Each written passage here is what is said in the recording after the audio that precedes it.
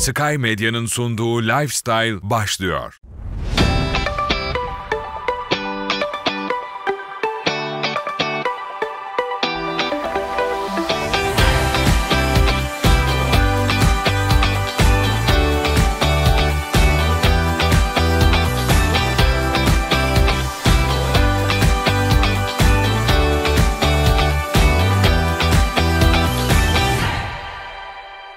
Şıklığı ve konforu aynı anda sağlamanın püf noktalarını Aktay Veysel Ünlü'den dinleyeceğiz. Sohbetimize başlamadan önce dilerseniz sizleri tanıyalım. Benim ismim Aktay Veysel Ünlü. Uzun yıllar İzmir'de şömine üzerine çalışmalarda bulunduk. 12 seneden beri Aydın'da kendi yerimizde Aydın firması olarak Ege Şömine'yi kurduk. O yıldan sonra Ege bölgesine tümüne olmak üzere şömine uygulamaları ve tasarımları konusunda çalışmalarımız devam ediyor. Evet. Aynı zamanda biz bölge olarak Doğu Anadolu, Karadeniz o bölgelerde de çalışmalarda bulunuyoruz. Türkiye genelinde çalışan bir firma haline geldik. Aktay Bey, şömine alınırken nelere dikkat edilmesi gerekiyor? Şömine alınırken en önemli hususlardan bir tanesi şöminenin hangi ortamda nasıl bir şömine istendiğine bağlı.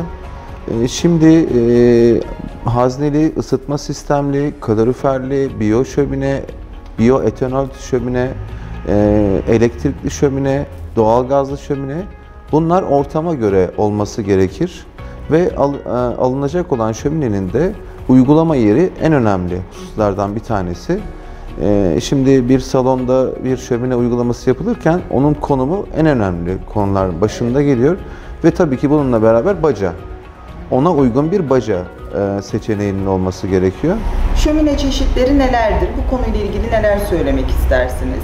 Biraz önce de söylediğim gibi elektrikli şömine, doğalgazlı şömine, biyo şömine, ateş tuğlalı dediğimiz şömine, hazneli şömineler, bu tarz şömineler vardır. Ama bunlardan en etkili olanları hazneli dediğimiz ısıtma sistemli olan şöminelerdir.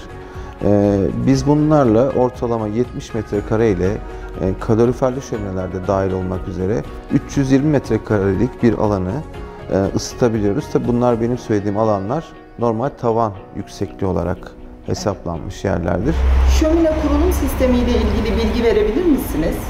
Kurulum sisteminde en önemli hususlardan bir tanesi cihazın normunun olup olmadığı, European norm dediğimiz 13229 normda dökümle mi yapıldığı, yoksa çelik grubunda olan cihazların normuna uygun mudur diye bakılması gerekir.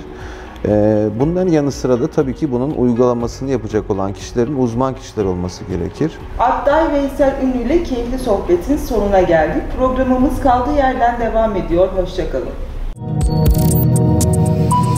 Sky Medya'nın sunduğu Lifestyle sona erdi.